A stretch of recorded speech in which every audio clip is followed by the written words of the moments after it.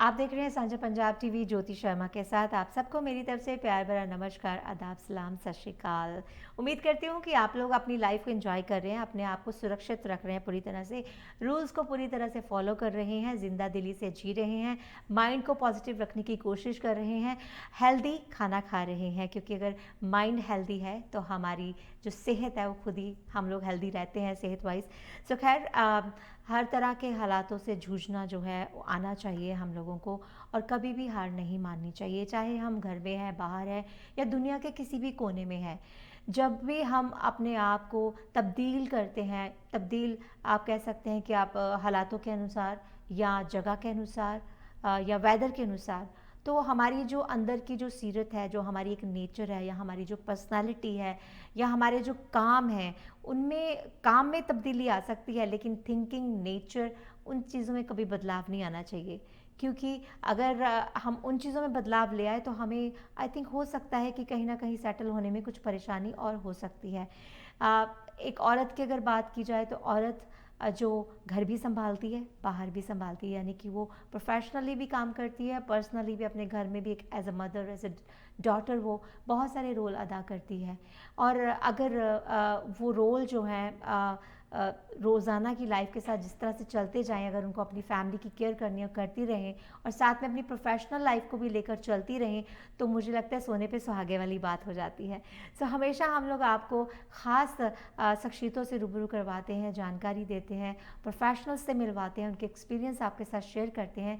सो ऐसी ही एक शख्सियत, ऐसी ही एक प्रोफेशनल पर्सनालिटी, एक वुमेन, कामयाब औरत, माँ हमारे साथ आज हमारे स्टूडियो में मौजूद हैं, जिन्होंने अपनी जर्नी कुछ साल पहले कनाडा में शुरू की, और अब वो कॉस्मेटोलॉजिस्ट भी हैं, लेज़र स्किन केयर एक्सपर्ट हैं, माइंड थेरेपिस्ट हैं, और ये एक्सपीरियंस उनका 24 इयर्स का एक्सपीरियंस है इन फील्ड्स में। 26 अवार्ड्स वो विन कर चुकी हैं, जिसमें से 3 नेशनल अवार्ड्स हैं, और बहुत सारी बड़ी बड़ी कंपनीज़ के साथ वो इंडिया में भी काम कर चुकी हैं। अमर उजाला मैगज़ीन की वो एडिटर रह चुकी हैं। सो खैर, बाकी की जानकारी लूँगी मैं उनसे, सुनूंगी उन्हीं की कहानी, उन्हीं की ज़ुबानी। मिलते हैं हमारे आज के खास मेहमान अवलीन खोखर के साथ। नमस्कार आप सबको। Thank you Jyoti for inviting me here. बहुत अच्छा लग रहा है अवलीन आपसे मिलकर और आपसे बात कर सेम हियर। कहते हैं ना कि वाइब्स जो है पॉजिटिव होनी चाहिए जब भी हम किसी से मिलते हैं या कोई हमसे मिले, तो पॉजिटिव वाइब्स का जो है आपकी पर्सनालिटी पर, आपकी थिंकिंग पर बहुत असर होता है। सो बहुत अच्छा लगा आपसे पॉजिटिव वाइब्स आज मुझे लेकर। सेम वेज, लाइक वेज, या। सो जर्नी कैसी रही, कैनेडियन जर्नी? कैनेडियन जर्नी बहुत खूबसूरत, बहुत नई, बिकॉज़ जब हम इंडिया से आते हैं, और इंडिया में भी दिल्ली जैसे बड़े शहर से, सो वहाँ आपको बहुत एक्सपोजर मिला होता है, आप बहुत कुछ करके आए होते हैं। एंड अगर मैं अपना एक्सपीरियंस शेयर करूं तो दिल्ली में मैं एक एजुकेटर थी, बहुत सारी कंपनीज़ के साथ एक्सपर्ट ऑन पैनल काम कर रही थी, सेमिनार्स कर रही थी, वर्कशॉप्स कर रही थी। सो जब यहाँ लैंड हुई तो पहले तो यहाँ की खूबसूरती ने मुझे मेस्मराइज किया कि wow, what a beautiful country is this. फिर ब्लेसिंग्स हैं बाबा जी की, लॉर्ड की, कि आते ही मुझे बहुत जल्दी बहुत ही अच्छी एक अपॉर्चुनिटी मिली, एक अच्छी पोजीशन मिली कि मैं अपने आप को स्टैंड कर सकूं। और आगे फिर सब कुछ जल्दी जल्दी अच्छे से होता ही चला गया। मेरे बच्चे मेरे साथ हैं, and we bought a house, छोटा सा घर लिया ये सोच के कि अपना घर होगा तो हम लोग उसमें में स्टेबिलिटी ज़्यादा बनती है। एंड देन बहुत ही अच्छे अच्छे लोगों से मिलना हुआ, बहुत ही अच्छे अच्छे एक्सपीरियंसेस हुए। कनाडा एक देश है डाइवर्सिटी का, अलग अलग कल्चर्स, अलग अलग रेसेस, अलग अलग कंट्री के लोग। ऑनेस्टली स्पीकिंग मैं बहुत ज़्यादा लोगों के साथ अच्छे से बहुत एक्सपोज थी, लेकिन यहाँ आके और एक अलग शख्सियत लोगों की मेरे को समझ आई कि कंट्रीज़ अपने बेसिक कल्चर से क्या ला रहे हैं। बीइंग अ माइंड थेरेपिस्ट, जैसे आपने कहा energies, I don't know about your background, but जैसे आपने एनर्जी को डिस्क्राइब किया, उससे लगता है कि आप भी इन चीज़ों में एक विश्वास, एक ग्राउंडिंग रखती हैं। सो ऑफ कोर्स एनर्जी ना तो डिस्ट्रॉय होती है, ना बनाई जाती, सिर्फ वो मूव करती है। सो जैसे मैं वहाँ से यहाँ आई और यहाँ के इतने कलरफुल लोगों से मिली और उनके कल्चर को जाना, फिर समझ आया कि सब रोते भी एक ही भाषा में हैं, हंसते भी एक ही भाषा में हैं, बिल्कुल प्यार भी एक ही भाषा में करते हैं और रिश्ते भी एक जैसे हैं। बिल्कुल चाहे आपके वर्ड्स अलग हो, आपकी भाषा अलग हो, लेकिन बेसिक इमोशन एक ह्यूमन बीइंग का हर कल्चर, हर देश का सेम है। बिल्कुल सो ये एक बहुत बड़ी लर्निंग मेरी रही। बिल्कुल Yeah. या बिल्कुल आपने सही कहा कि जो भाषा थोड़ी डिफरेंट हो सकती है, लेकिन रहन सहन, सोच, रंग रूप अलग हो सकता है थोड़ा बहुत, बिल्कुल। लेकिन आखिर में है तो हम इंसान इंसान ही। सबके अंदर हमारे खून तो Of लाल ही course. है, किसी का खून सफेद नहीं है। Yes. हाँ, सफेद खून उसका कहा जाता है मुहावरा जो हो सकता दगाबाजी है। करता है। मुहावरा हो सकता है। Yes. राइट। बिल्कुल। लेकिन हमारी दुआ है, विशेष हैं आपके लिए कि आप Thank you so जो much. सोच के आई हैं, आपके बच्चे जो सपने लेकर आए हैं वो पूरे हों आप सबके। सो जर्नी जो है, उतार चढ़ाव जर्नी में ज़रूर रहता है, Of course. लेकिन उसको स्मूथ कैसे बनाना है, उसको खुशनुमा कैसे बनाना है, उसको रंग बिरंगा कैसे बनाना है, ये हम इंसानों के हाथ में होता है। Of course, राइट, of खुद course. के हाथ में बिल्कुल होता है। आपके अपने हाथ उसके लिए में, हम किसी को absolutely. ब्लेम नहीं कर So, सकते। Right. being a mind therapist, हम लोग तो इसी एक बेसिक सोच पे चलते हैं हाँ, हाँ। कि जिंदगी तो जीनी ही है, ये उतार चढ़ाव तो आएंगे, तो इन्हें सफरिंग्स नहीं बोलना, बिल्कुल। इन्हें लर्निंग्स और चैलेंजेस बोलना है। बिल्कुल। सो हर सिचुएशन आपकी जिंदगी में अगर आ रही है तो आपको कुछ सिखा रही है, बिल्कुल। आपको कोई लर्निंग दे रही है और आपको और स्ट्रांग बना रही है। अब आप चाहे रो के जियो, चाहे हंस के जियो, ये आपके ऊपर चाहे है। एक्सेप्टेंस के साथ जियो, चाहे उसे रिपेल करो, किसी भी सिचुएशन को आप जितना रिपेल करते हैं वो आप पे और हावी हावी होती होगी, है। क्योंकि उसने लर्निंग देनी है आपको। So the moment you accept it with open heart और आप अपनी भाषा को, बॉडी को, सोच को, अपने पैरामीटर्स को खोल लेते हैं, Yeah. आप देखेंगे कि ऊपर से क्या ब्लेसिंग्स आती हैं एंड आप हर सिचुएशन को हैंडल करने के लिए रेडी हो जाते हैं। बिल्कुल बिल्कुल आपने सही कहा कि वो ऐसे कहावत भी है ना, बोलते हैं कि अगर भगवान एक दरवाज़ा बंद करता है तो उसके आगे दूसरा दरवाज़ा खुलने वाला होता है आपके लिए। Absolutely. लेकिन हम लोग बंद दरवाजे को देखते रह जाते हैं, खुलने वाले को नहीं देखते हम लोग। बिल्कुल। राइट। हम ये नहीं सोचते कि जो हुआ है अच्छा हुआ है, हो Yes. सकता है इसके बाद कुछ अच्छा होने वाला है हमारे लिए, है ना। Absolutely. Yeah. सो थोड़ा सा पूछना चाहूँगी आपकी बैकग्राउंड के बारे में, कि आप कहाँ से हैं बेसिकली, और ये जो आपने कॉस्मेटोलॉजिस्ट का जो भी जर्नी शुरू की थी और माइंड थेरेपिस्ट की जो जर्नी शुरू की थी, ये कैसे की, ये कैसे हुआ? मुझे 24 साल हो गए इस फील्ड में। मैं हमेशा से बड़ी ब्लेस्ड बच्ची रही हूँ अपने रब की। मेरी शादी बहुत जल्दी हो गई थी 18 में, एंड 20 साल की उम्र में मेरे पास 21 साल की उम्र में मेरे पास 2 बच्चे थे। एंड देन मेरे जो फैमिली थी वो बहुत सपोर्टिव थी, कुछ करो कुछ करो कुछ करो। सो मेरी ग्रेजुएशन आफ्टर मैरिज हुई एंड देन मैंने एक छोटा सा पार्लर खोला था दिल्ली में। सोचते हुए घर बैठे काम करेंगे, लेकिन कहते हैं ना कई बार धक्का लगाती है किस्मत, नहीं तुम यहाँ के लिए सेटल नहीं हो, यहाँ सेटअप नहीं हो सकता। सो मुझे एक अपॉर्चुनिटी आई उस टाइम पे नेचुरलिस्ट मनोज प्रभाकर जी की, कि तुम्हें आके मेरे लिए शोज़ करने हैं, तुम बोलती अच्छा हो, तुम्हारे पास बहुत टेक्निकल नॉलेज है।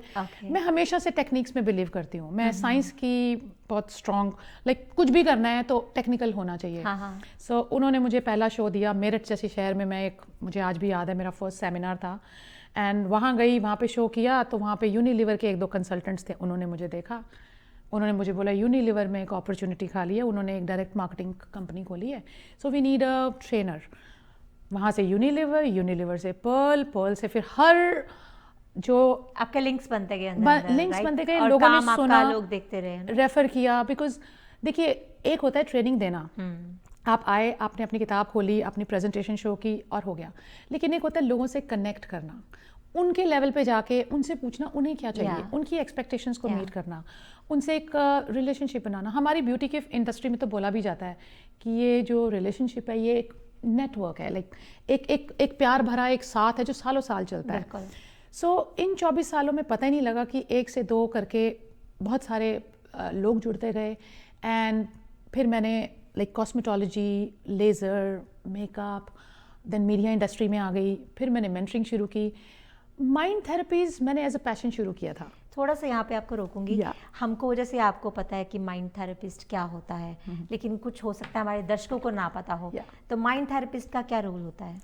देखिए, हम लोग अपनी ज़िंदगी में जब छोटे से बड़े हो रहे होते हैं तो हमारे साथ बहुत सारे एडवर्स, अच्छे, बुरे, अगली, बैड, हर तरह की सिचुएशंस हमारी लाइफ में आती हैं।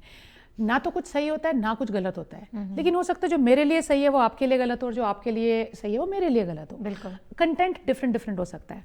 तो जब मैं ज़िंदगी के दौर से गुजर रही थी, ज़िंदगी में कई चैलेंजेस आए, फैमिली में, प्रोफेशनल लाइफ में, उतार चढ़ाव, बहुत सारी चीज़ें आई। और सबसे बड़ी चीज़, मैं जब औरतों में पूरे इंडिया में घूम घूम के उन्हें पढ़ा रही थी, झाइयाँ क्यों पड़ रही हैं, एक्ने क्यों हो रहा है, आपकी त्वचा के अंदर इतने सारे डिस्कलरेशन क्यों हैं, सिर्फ हिंदुस्तानी औरतों को थायराइड क्यों होता है ज़्यादा, सिर्फ हिंदुस्तानी औरतें क्यों कमर के पास से बड़ी होती हैं। बिल्कुल। सो ऑल ओवर हम लोग WHO के साथ एक बहुत गहन रिसर्च कर रहे थे, तो हमें पता लगा कि ये सब यहाँ से आ रहा है। तो वो एक रास्ता मिलता चला गया। तो मेरा पहला कोर्स था, आई रिमेंबर, क्लिनिकल हिप्नोथेरेपी, ये जानने के लिए कि ऐसा क्या हम सोचते हैं कि हमारी शरीर के अंदर हम खुद ही बीमारी बुला रहे हैं। ओके। वो किया, बहुत सारी चीज़ें समझ आई। फिर मैंने इसको ब्यूटी से इंटीग्रेट किया, फिर समझाया कि जो झाइयाँ हैं तो मेरे को क्यों आ रही हैं। इंडियन वुमेन में आप देखेंगे कि अराउंड माउथ पिगमेंटेशन, इस एरिया में बहुत कालापन होता है। क्यों होता है? आप किसी और कंट्री की लेडीज़ के यहाँ पे पिगमेंट कम देखेंगे, उनके चेहरे के ऊपर अजीब सा डिस्कलरेशन कम देखेंगे, राइट। इंडियन औरतों को थायराइड ज़्यादा होता है। फिर समझ आया कि जो उनकी सोच है हिंदुस्तानी, आपने बहुत खूबसूरती से इस शो की शुरुआत की थी कि एक माँ, एक औरत जो एक घर का काम भी कर रही है, प्रोफेशनल भी है। सो हम मानते हैं कि वुमेन इज़ अ नर्चरर, उसे हर चीज़ करनी है, लेकिन सबसे ज़्यादा उसको रिश्तों को संभालना है। बिल्कुल। और इस चक्कर में वो पिसती है। वो बेटी है तो बाप की सुनती है, शादी होती है तो हस्बैंड की सुनती है, उसी के अकॉर्डिंग ज़िंदगी जीती है। जब बड़ी हो जाती है तो बाप की, बेटे की सुनती है। सारी उम्र सुनती है, लेकिन जब वो सुनाती है तो बुरी हो जाती है। सुना नहीं पाती। देखिए, भाषा एक अलग चीज़ है, सुनाती है तो बुरी हो जाती है। लेकिन क्यों? अब इन्हीं चीज़ों से समझ आया कि उन्हें इतना ज़्यादा रोका दबाया गया कि उनका थायराइड ग्लैंड अफेक्टेड हो गया, उनकी सोच में आ गया, I am not able to express myself, मेरी फ्री विल नहीं है।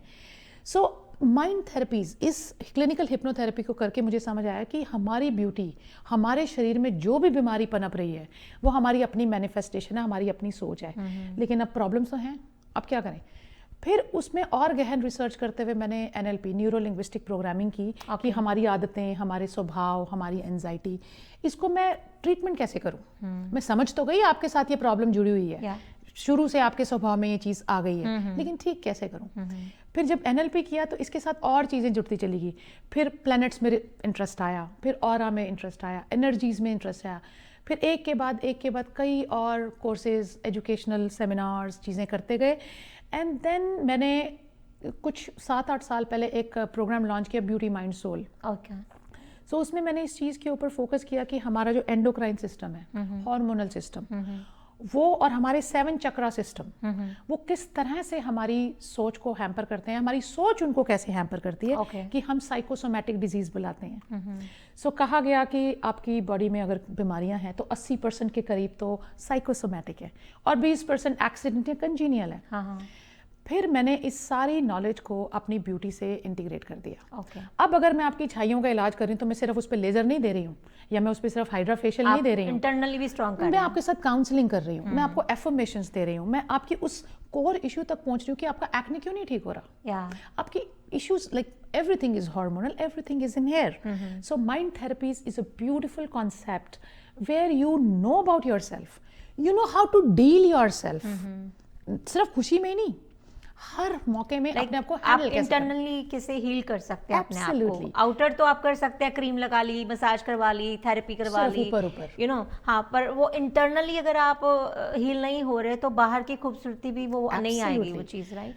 माइंड थेरेपीज में आपकी काउंसलिंग आती है, तरह तरह की टाइप की मेडिटेशन थेरेपीज आती हैं, आपकी रेस्पिरेशन, आपकी ब्रीदिंग एक्सरसाइजेज आती हैं, कई बार आपके एनर्जी वर्क आता है कि आपकी टच थेरेपी से आपको हम क्या कर सकते हैं। सो अगर मैं आपके ऊपर सपोज एक फेशियल थेरेपी करने जा रही हूँ तो वो सिर्फ एक सुपरफिशियल फेशियल थेरेपी नहीं रहेगी, मेरा फोकस होगा, ये मेरा सब्जेक्ट है, ये मेरा क्लाइंट है, ये एक ह्यूमन बीइंग है, ये एक आत्मा है, ये एक सोल है, ये मेरे यूनिवर्स में किसी कारण से आई है, तो इसे मुझे इसके कोर इशू पे पहुंच के इसकी हेल्प करनी है। So we work as channels, we are here to support you to reach the core issue. तो असली मुद्दा क्या है, क्यों ये झाइयाँ नहीं जा रही, क्यों ये पिगमेंटेशन है, क्यों वजन बढ़ रहा है, क्यों चक्कर आ रहे हैं, क्यों माइग्रेन है, एनीथिंग। या उसके कई रीजंस हो सकते हैं, माइग्रेन होने के बहुत सारे रीजंस हो, कह लीजिए कि ये सारी जो चीज़ें हैं ये सारी कहीं ना कहीं हमारी इंटरनल बॉडी के साथ, हमारे माइंड के साथ जुड़ी हुई हैं। इन चीज़ों पर काबू अगर पाना है तो पहले अपने माइंड पे काबू पाना है, हमें अंदर से खुद को समझना है, खुद से प्यार करना है। ऑलवेज मैं ये कहती हूँ कि खुद से पहले प्यार करें, कि जब हम अंदर से खुद से अच्छा फील करेंगे ना, प्यार करेंगे, तो वो रौनक, वो चमक वो हमारे चेहरे पर आएगी, राइट? बिल्कुल। सो बहुत अच्छा आपने बताया। और आपको मैं जब सुन रही थी तो मुझे ऐसे हो रहा था कि यार मैं इस टॉपिक पे भी डिस्कस कर सकती हूँ, इस टॉपिक पे भी डिस्कस कर सकती हूँ। सो इन फ्यूचर मैं चाहूँगी कि हम लोग डिफरेंट टॉपिक्स पर बात करें और अपने दर्शकों तक एक अच्छी जानकारी पहुँचाएं। जैसे आपने बताया कि जूरियाँ क्यों होती हैं, या शाइयाँ क्यों होती हैं, या लेडीज़ का हमेशा स्टमक, हिप्स पार्ट क्यों ज़्यादा बढ़ता है, ये हमेशा हमें स्ट्रेस होता है इस चीज़ का। तो उसको भी हम डिटेल में जानेंगे अगली बार, नेक्स्ट एपिसोड में। आप हमें फॉलो करते रहें बस, और अवलीन जी को भी फॉलो करते रहें। So, अवलीन जी, ये आपने बताई कि कैसे आपकी इंडिया में जर्नी स्टार्ट हुई, और अवार्ड्स भी आपने बहुत सारे विन किए, नेशनल अवार्ड्स जिसमें से 3 थे। तो मैं चाहूँगी थोड़ा सा उसके बारे में बताएं कि वो कैसे मिले आपको। मुझे याद है मेरा पहला अवार्ड जीतना बहुत फ़नी था। मेरे बच्चे छोटे छोटे थे, इट्स 2000, और एक लैक्मे फैशन शो तब शुरू हुआ था उस टाइम पे। तो उन्होंने अनाउंस किया मिलेनियम ब्राइड का अवार्ड करते हैं। तो मैं उस टाइम तक थोड़ी सी फेमस हो गई थी अपनी फील्ड में, लेकिन घर वालों का बड़ा दबाव था। सो मुझे उस अवार्ड में पार्टिसिपेट करने के लिए 750 पार्टिसिपेशन फ़ीस देनी थी। आप सोचिए कि औरतों की अभी हम बात कर रहे थे कि हम अपनी फैमिली के लिए कितना सोचते हैं, और एक छोटी सी चीज़ के लिए भी परमिशन ग्रांटेड चाहिए। सो आई रिमेंबर मैं बड़ा कन्विंस कर रही थी अपने हस्बैंड को, प्लीज़ मुझे 750 दे दो, समझा करो। वो कहते हैं बड़ा पॉलिटिक्स होता है, ऑलरेडी पेड होता है, सब बिका हुआ होता है, डोंट डू दैट। ये अभी तुम्हें 1.5 साल हुआ है इस इंडस्ट्री में आए, तुम कैसे तुम सोचती हो कि तुम कुछ कर लोगी? I said let me do it, let me try it, एक मोटिवेशन होगा।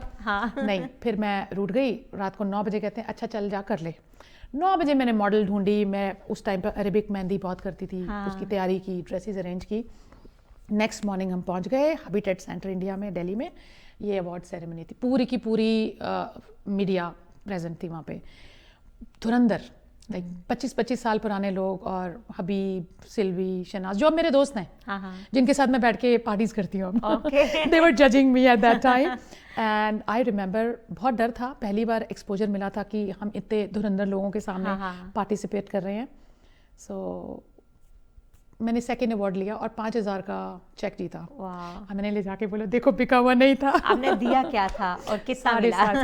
उन सब पैसों की तो वैल्यू ही नहीं होती कई बार। जो एक जीत की अचीवमेंट, एक जो दिखा देने का एक एहसास, सैटिस्फैक्शन है ना, कि आप कुछ कर रहे हैं, कुछ किया आपने। बेशक आप उसमें हारे या जीते, ये बात की बात है, लेकिन आई थिंक मुझे लगता है कि ट्राई ज़रूर करना चाहिए, कोशिश ज़रूर करनी चाहिए। ये नहीं सोचना चाहिए घर वालों को भी और हमें खुद को भी कि मैं जीतूंगी या हारूंगी, है ना। बहुत ज़रूरी है, क्योंकि सबसे बड़ी बात है कि जब हम जीतते हैं या हम हारते हैं, उस चीज़ से हम सीखते ज़रूर हैं, कुछ ना कुछ। हमारा कोई फेलियर नहीं होता, वो हमेशा एक फीडबैक और लर्निंग होता है। और कहीं ना कहीं हमारा कॉन्फिडेंस भी उससे बूस्ट होता है, राइट? जो चीज़ें हम इस बार गलत कर रहे हैं अगली बार नहीं करेंगे। बिल्कुल। तो आई थिंक ये एक लर्निंग जो प्रोसेस है वो पूरी लाइफ लॉन्ग हमारा चलता रहता है। इसने जो मुझे मोटिवेट किया, इसीलिए मैं कहती हूँ किसी बेटी, किसी बीवी, किसी माँ को कभी ना रोकें, क्योंकि यू नेवर नो, वो किसी एक स्टेज पे जा रही हैं तो पता नहीं वो कहाँ पहुँचेंगी। और मोटिवेशन करने के लिए भी हम लोग तो अब यही सिखाते हैं, इतने साल इंटरनेशनल अकेडमीज में पढ़ाने के बाद हमें सिखाया गया कि इवन फीडबैक भी कैसे देना है। कि अगर आप कह रहे हो कि तुमने ये पहना है, तुम्हें अच्छा नहीं लग रहा, सो इंसान हिल जाता है, व्हाट्स दिस, यस, नहीं, ये बोलने का तरीका भी नहीं है, लेकिन बहुत सुंदर लग रहे हैं आप, बहुत ही खूबसूरत आपने टॉप पहना है, हाय अगर ये पिंक कलर होता तो आपसे और अच्छा लगता है। So these are few things which I learned with the time. And इस एक अवार्ड के जीतने से जो मेरी मोटिवेशन आई, फिर मेरी पब्लिक स्पीकिंग बढ़ी, डिफरेंट क्षेत्रों में मैंने बोलना शुरू किया। तो बहुत बार लाइक अलग अलग, लाइक राजस्थान अकेडमी ने मुझे ये नेशनल अवार्ड दिया, वो भी एक बहुत खूबसूरत। यहाँ आने से 2 महीने पहले उन्होंने मुझे इनवाइट किया, कनाडा आने से 2018 आई थिंक फरवरी में उन्होंने मुझे बुलाया जयपुर में, और ये इनका राष्ट्रीय पुरस्कार दिया राजस्थान अकेडमी का।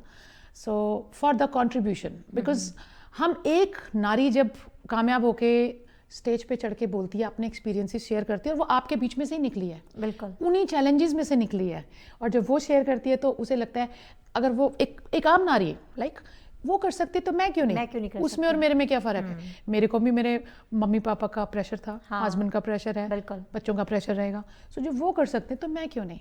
बिल्कुल। सो ये एक रोल मॉडल बन जाते हैं सबके लिए, राइट? सो इस तरह करते करते फिर कई तो तरह ये तरह अमर के। उजाला की जर्नी कैसे शुरू हुई? अमर उजाला भी एक बहुत इंटरेस्टिंग जर्नी थी। अभी बातें इतनी सारी है ना करने के लिए आपके साथ, वो मुझे लगता है आज के एपिसोड में नहीं पूरी होंगी, क्योंकि हम बिल्कुल। लोग कॉन्टिन्यूसली हम लोग करेंगे। बिल्कुल। और मैं चाहूंगी कि आप एवरी वीक आएं Sure, और हम लोग absolutely, pleasure. कुछ प्रोडक्टिव, कुछ अच्छी बिल्कुल। इन्फॉर्मेशन अपने Yes. दर्शकों तक पहुंचाएं। आई होप कि हमारे दर्शकों को भी आज की ये बातें अच्छी लग रही होंगी। Yes. सो या अमर उजाला के साथ कैसे अमर जुड़े? उजाला में एक दिन मैं अपने स्पा में बैठी थी और मेरा लिंक्डइन प्रोफाइल बड़ा स्ट्रांग था, और क्योंकि लगातार इन मीडिया, इन एंटरटेनमेंट नाम था ही, लोग आते ही थे, क्योंकि एक तरह से पहचान हो गई थी कि अगर कुछ सीखना अवलीन के पास जाओ, जहाँ तुम 4 क्लासेस अटेंड करोगे, अवलीन एक क्लास में तुम्हें समझा देंगी। और एजुकेशन और एकेडमिक्स में मैं जुड़ी हुई थी स्कूल कॉलेजेस के साथ जो ब्यूटी इंडस्ट्री के थे। सो उनके मैं करिकुलम प्लान करना। सो Amar Ujala national skill development council के लिए एक बड़ा, यूपी के लिए, यूपी का सबसे बड़ा न्यूज़पेपर है, तो एक कोई बहुत बड़ा एजुकेशनल इंस्टीट्यूट लाना चाह रहे थे। तो वो आए कि आपकी कंसल्टेंसी चाहिए मुझे। सो मेरी डायरेक्टर से बात हुई, उनका एक विजन था कि वो अमर उजाला अम्ब्रेला के नीचे एक बड़ी एकेडमी खोलें जो राष्ट्रपति योजनाओं के साथ मिलकर गरीब बच्चों को यूपी के ब्यूटी एम्प्लॉयमेंट दें बेसिकली। सो हमने उस पर काम करना शुरू किया। तो उनकी एक मैगजीन थी IS2, innovation style and substance. So वो कोई बहुत अच्छा नहीं कर रही थी, तो उन्होंने बोला, मुझे बुलाया, तन्मय जी हमारे डायरेक्टर थे, कि अवलीन इसमें क्या कर सकती है, is a young guy and very talented guy. So मैंने कहा आप मैगजीन चला रहे हो, मैगजीन के साथ इवेंट्स क्यों नहीं करते? कैसे इवेंट्स करें? मैंने कहा ब्यूटी इंडस्ट्री के साथ कर रहे हो तो let's call upon beauty professionals, जोड़ें, एक एक कॉपी उनको दें, उनके आइडियाज़ लें और एजुकेशनल सेमिनार्स करें, अपने स्पॉन्सर्स को उनको प्रेजेंट करें। सो आप सोच भी नहीं सकते, IS2 मैगजीन इन 2 सालों में बहुत बड़ी हुई। उन्होंने फिर सीधा ही मुझे 2 महीने के अंदर टाइटल दिया, editor in chief, you take over the magazine. So I used to do IS2 seminars and workshops all across India.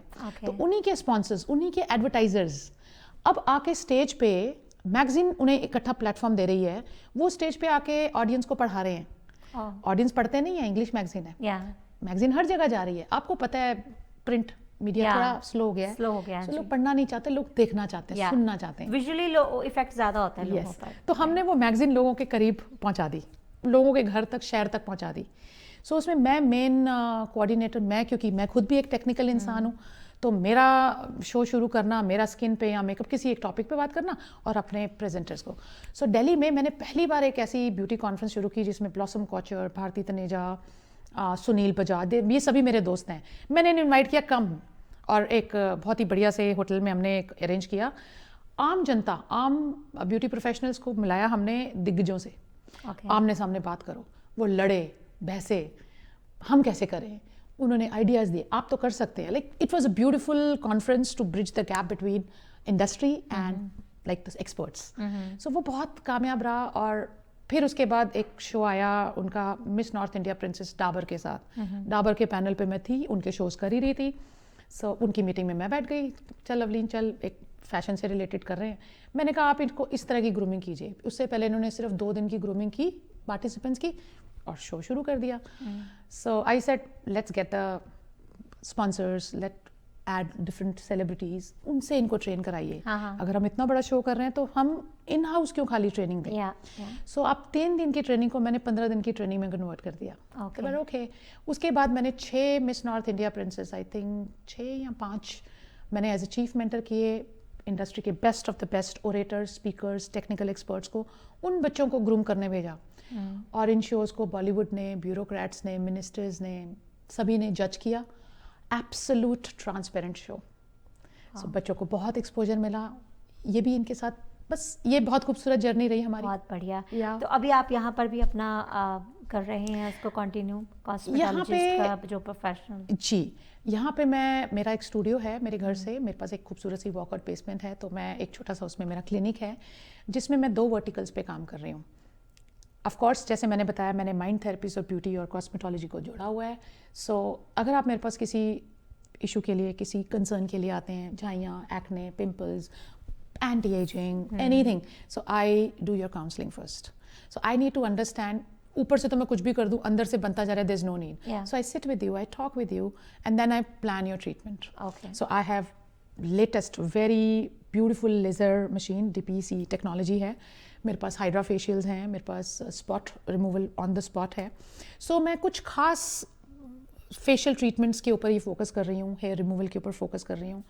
And मेरी काउंसलिंग्स, ओके, क्योंकि वो आते ही मैंने शुरू कर दी थी। तो I have a set like number of people जो लगातार आते हैं, उन्हें रिजल्ट्स मिलते हैं। Okay, so I am working on thyroid, I am working on joint pains, I am working on hyper pigmentation. कई ऐसे टॉपिक्स हैं जिसमें मैं आपकी शरीर पे, आपके सबकॉन्शियस माइंड पे काम करती हूँ। सो एक वे ऑफ लाइफ शेयर कर रही हूँ आपसे, बहुत बढ़िया। कि सिर्फ खाना पीना सोना ही नहीं है ज़िंदगी, थोड़ी देर ध्यान में बैठना भी ज़िंदगी है, अपने आप से प्यार करना थोड़ी भी देर ज़रूरी अपने आप है। से बातें करना भी ज़िंदगी है। बिल्कुल। थोड़ी सी अपने ऊपर जो रब बैठा है, जो हमारे यहीं कहीं ऊपर है, हमारे बीच में ही हाँ, है, उससे बातें करके उसे थैंक्स करना भी बड़ा ज़रूरी बहुत है। ज़रूरी है। सो आपको आपसे कनेक्ट करने की कोशिश है।